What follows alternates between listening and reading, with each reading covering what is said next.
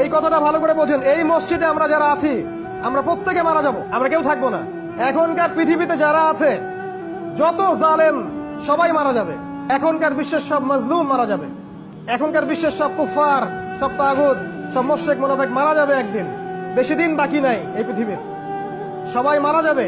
আল্লাহ পাক বলেছেন, ফামান যুহসিহা আনিন নার ওয়া উদখিলাল জান্নাতা ফাকাদ ফাজ। যে ব্যক্তিকে জাহান্নামের আগুন থেকে বাঁচানো হবে এবং জান্নাতে প্রবেশ করানো হবে, একমাত্র সেই ব্যক্তি সফল, আর কেউ সফল না।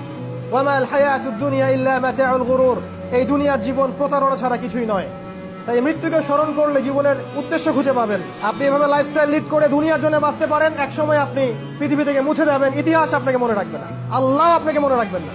আল্লাহ পাক বলেছেন সূরা তাহার মধ্যে যে আমার জিকির তোমার কাছে এসেছিল কিন্তু তুমি সেটা ভুলে গিয়েছিলে, এই কারণে আজকেও আমি তোমাকে ভুলে গেলাম।